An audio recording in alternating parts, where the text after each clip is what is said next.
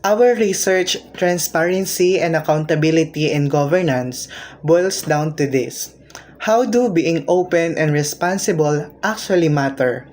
Today, we are at Chapter 4, The Big Takeaways. Our conclusion and what we recommend you actually do with this information. For my part in Chapter 4, in conclusion, this research found that the most people believe their company is open about important things, and this makes them trust the company more. This strong connection between being open and having trust is really important for making stakeholders feel confident. Also, being transparent is seen as a big reason why the company does better financially, lasts longer as a business, and has a good reputation, which leads to long-term success. So, the study shows that being open and responsible is key for building trust and making sure the company succeeds in the long run. Companies that focus on these things will likely have better relationship with the people who matter to them and grow steadily. Now that we've already walked you through the flow of our research, let's take a moment to reiterate the objectives of our study. So these objectives guide the direction of our research and help us stay aligned with what we aim to achieve. So first, we want to highlight the significance of transparency and accountability in an organization. So these two values are not just terms, but they are the backbone of the building trust, promote ethical practices, and ensure that operations are carried out fairly and responsibly. Second is our study looks into the impact of transparency and accountability on organizational performances. So we believe that when these principles are present, organizations are most likely or more likely to achieve better results, whether that's its efficiency, employee morale, or public trust. Our goal is to explore how exactly these factors contribute to overall performance and success. And lastly, we want to emphasize the importance of fostering a culture of openness, creating an environment where communication is encouraged, mistakes are acknowledged, and also decisions are made collaboratively. It can truly transform the workplace. It not only empowers employees but also strengthens leadership and encourages continuous growth. So these objectives shape the core of our research, and through this presentation, we want to hope and share how these concepts can lead to meaningful change in organizations. And now here's Ms. Leila to further discuss with our presentation. So next one is another conclusion, but it is all about how it addressed. So the paper's central aim was to investigate the significance of transparency and accountability within the corporate sphere. So with a specific focus on how transparency practices influence company performance. So para ma-achieve yung ating mga objectives, we, the researcher, employ a quantitative survey methodology. So this survey was designed to gather data pertaining to three key areas. So firstly, the perception of transparency, which involve assessing employees' viewpoint on their company's transparency across various dimensions such as financial reporting and the honest of public statement. So secondly, the impact of the transparency on stakeholder trust. So measuring its influence on trust level and exploring whether enhanced transparency fosters stronger stakeholder relationship. And thirdly is yung pinaka-impact ng corporate performance. So with this, evaluating its perceived effect on financial performance, long-term sustainability, reputation, and the company abilities to attract, retain both investor and also consumer. And after, of course, we analyze lahat ng mga responses na nakolect natin through the survey. So the author or us, researchers, sought to derive conclusion about the intricate relationship between transparency and accountability and their broader implication for a corporate governance. So, what's the key takeaway from our research? It's this. If companies want to build rock solid trust with everyone who matters, their customers, investors, employees, the answer is simple: be open. Our findings shows a clear and powerful link. When companies actively make their information clear and easy to understand, trust level shoot up. Think of it as a building of a foundation of honesty.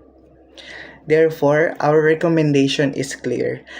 Let's move beyond just talking about transparency and actively prioritize it.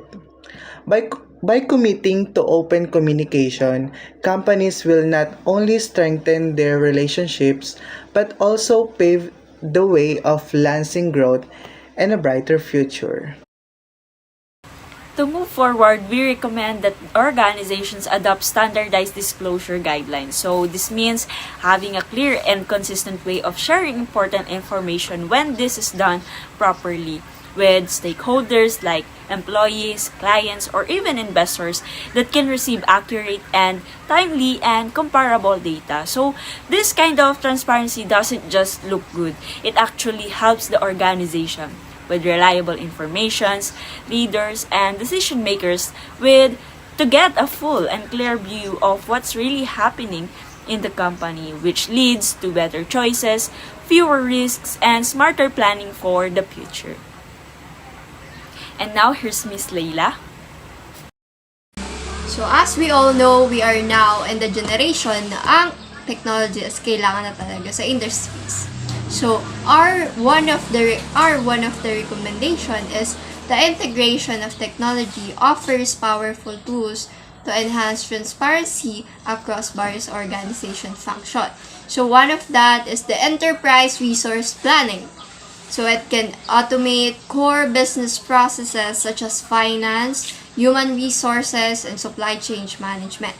So this automation not only streamline operation but also provide a centralized platform for data storage and retrieval. So making all information more accessible and reducing the risk of data manipulation. So next is artificial intelligence or AI and machine learning. So it can play a significant role in improving data accuracy and identifying anomalies that may indicate fraud and or errors.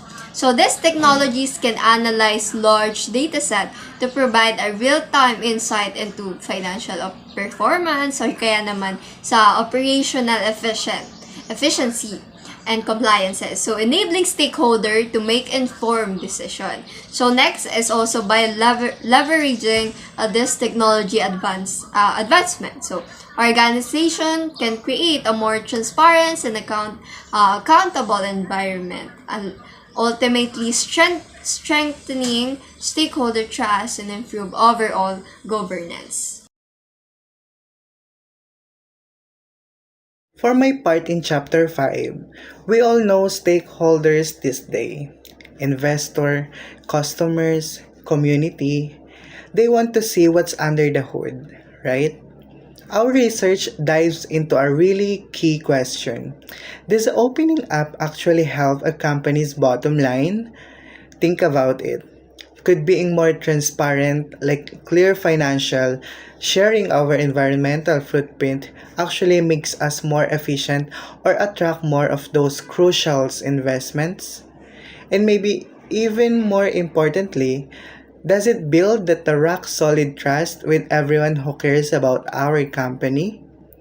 That's what we've seen digging into. We're looking at how different ways of being transparent impact real business results and those vital relationships. Our goal is to show, with a solid evidence, that the transparency isn't just a nice idea. It's a powerful tool.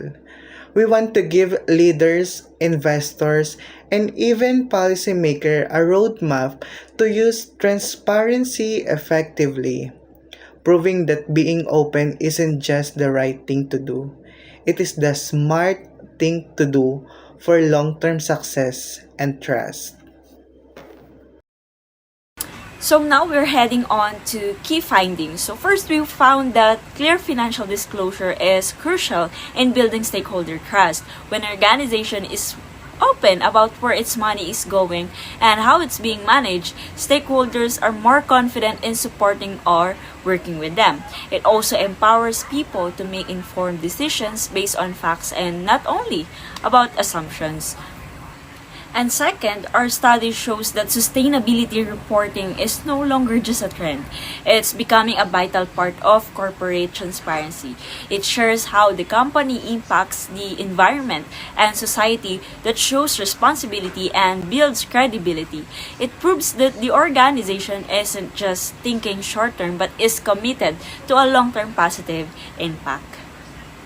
And finally, we discovered that openness truly fosters ethical practices. It also improves efficiency and strengthens stakeholders' engagement. So when people feel they are being heard and informed, they become more involved, more motivated, and more aligned with the organization goals. So that's it with our key findings. And now here's Miss Leila again to discuss further with our study. So next is for our executive summary. So this is actually focuses and potential impact of implementation of the project. So the success of a business is significantly impacted by transparency in a number of ways. So the first one is when a business is open and honest. So about its also, of course, the financial transaction. So it builds trust with the investor who are more inclined to provide money when they are see how well run and moral the business is. So the next one is open communication. So beyond sustainability and finances, a company's reputation is shaped by transparency. So candid and open communication build trust, which improve brand image, customer loyalty, and the company's capacity to draw in the top personnel. So for our third one is all about by fostering mutual understanding and trust. So this emphasis on how transparency strengthened connection with all parties involved. Nandiyan yung consumer, employee, and investor. So allowing for resilience in the face of adversity. So in the end, the foundation for a long-term success is created when social responsibility, financial stability, and a solid reputation come together. A positive reputation is a vital in today's connected world, where honesty and transparency are crucial, and transparent business are better able to adapt, so attract investment and maintain consumer loyalty.